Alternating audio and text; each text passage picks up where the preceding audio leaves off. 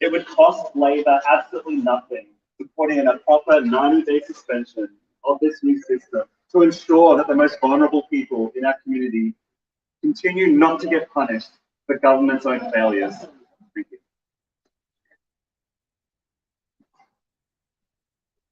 Hi folks, I'm Kristen O'Connell from the Antipoverty Centre.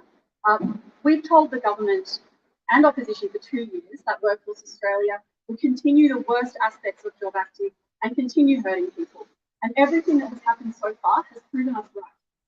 Every time they introduce a new employment services program, First Peoples, disabled folks, and homeless people are the ones who suffer the most.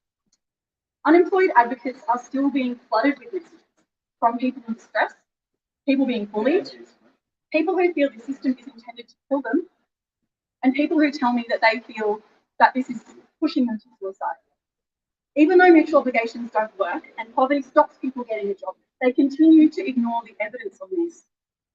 The government needs to stop seeing unemployed people as a product and serving them up as fodder for their political donors who run the cruel job agencies.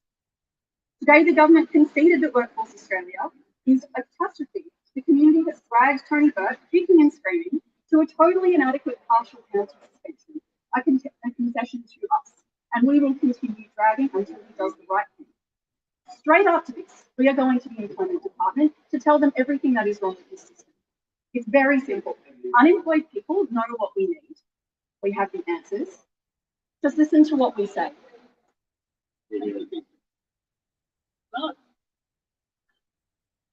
31,000 people. Yeah. Thank you. Thank you. Thank you. Thank you. And look, I am really pleased to be accepting this petition, which I'm going to be tabling in the Senate this afternoon on behalf of the over 31,000 people who have signed this petition and all the others who are having to cope with a broken system. And these people who have signed this petition, the people who are living on income support, are the people living on the lowest incomes in Australia. They are the ones that are suffering the most, and they are suffering from a broken system. As you have heard Rafi, Jeremy and Kristen say, the system is broken. The rollout of Workforce Australia from day one has been an unmitigated disaster, with IT failure after IT failure. People being recommended for jobs that are hundreds of kilometres away from where they live that they aren't qualified for. Trans people being dead named. So the very minimum that the government needs to do is to put a pause on cutting people off payments for at least 90 days. And that's why I'm really calling on Minister Burke to listen to these voices. We're in a cost of living crisis. We've just seen the cost of vegetables go up by 7.3% in the last 3 months. The people living on the lowest incomes, they are the people who are the least able to cope with this cost of living crisis. We just had the Treasurer tell us that we're likely to have inflation hit 7.7% in the December quarter. The people living on income support are those who are the least able to cope with this increase in cost. The Greens are willing to work with Labor to tackle our income inequality and to tackle the needs of unemployed people, tackle the needs of people who are living on income support, who deserve better. The last election delivered a mandate for a much more progressive approach to politics.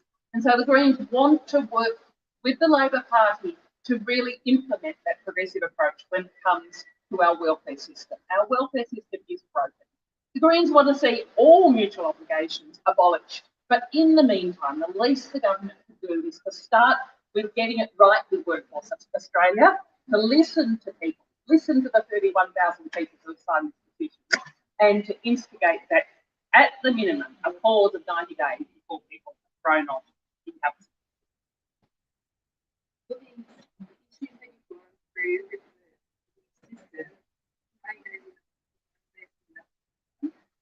Very possibly not, but at the very least, we need to have that 90 days so that all of the bugs in the system, let's see if they can be rolled out, or let's see whether we just don't go right back to the drawing board.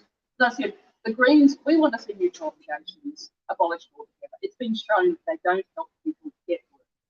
And we think it's appalling that after an election, when you have the electorate delivering the progressive mandate, that the Labor government basically adopted the former government's unity welfare system. And so we really want Labor to sit down, to listen to people, to work with us, to develop a system of income support that really honours and respects people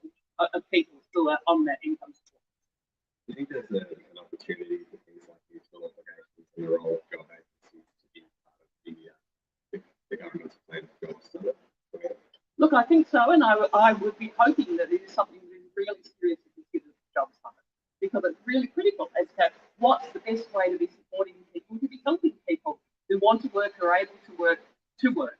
And so, you know, clearly the system as it is at the moment isn't. It's just punitive, it is just punishing people for not being in work. And we need a complete rethink. We need to have some really genuine things that support people who are on income support rather than punishment. The previous government talked about reforming the role of job service providers such that, you know, the majority experience would be not to use them, would be to go through online platforms, and that would allow JSPs to play a more specialised role and work on, for want of a better term, you know, harder cases. Do you think that there's some merit in that idea? Do you see a role for JSPs in the future along those lines? Look, I think, you know, the system clearly can be improved from where it is. And there are some people who the use of online services works really well. But there are a lot of people who it doesn't work well for. There are a lot of people who are really fearful that they're going to be cut off their income support. They're going to have all payments cut off because they aren't able to navigate the system. We've had an app that's been set up that is really clunky, that doesn't work. We've had people that are really struggling to sort of access, you know, web access to the system, and it's clearly, you know, so up until now, the department and the previous government and this government aren't listening to the people who are actually in this system, and they are real people with real lives who are struggling. And we could get a system that certainly works better. But certainly from our perspective, actually ending mutual obligations altogether and actually having measures in place that genuinely support people to get to work rather than punishing them is the direction that we need to be getting. Is this something that the Greens can potentially sort of pursue and make a priority through committees in this government? What's the plan? Oh, look, I mean, we are going to pursue all aspects of income inequality and be reducing inequality in Australia. And certainly pursuing the issue of the rate of payment of income support. People should not be left languishing under the poverty line. You know, raising the rate to above the poverty line, which is currently $88 a day, abolishing mutual obligations, the raft of issues to actually be supporting the needs of people who are really struggling in poverty, who are struggling with the cost of living, who just do not have a good quality of life. And it is unacceptable. They should not be being left behind like this. And you know, Labor say that they speak up for working class people. They clearly are not. They certainly are not working well enough and not supporting the people on lowest incomes. The 3 million people who are living below the poverty line in Australia, the 5.1 million people who are living on income support, they are being left behind by this government. Can I just ask if the AUWU has been invited to the Job Summit? Have you sought an invite? Unemployed workers. So I can speak on behalf of the Unemployed Workers Union. We have not been invited to the Employment Summit. We have asked repeatedly to deaf ears for an invite. The thing about the Employment Summit is, and all this talk about full employment, is if you're keeping a punitive system of mutual obligations, if you're keeping the people on the lowest incomes in the country through pointless activities, through work for the dole, full employment doesn't exist. It's a complete farce of a conversation. We've made this point very clearly to Minister Burke and the department. We've asked for an invite. There is no good reason to exclude unemployed workers from the conversation. If the minister wants to have, and the government and Mr. Albanese wants to have a genuine conversation about full employment, let's talk about the hundreds of thousands of people being forced into activities to receive their poverty payment. Let's try and fix the issues there.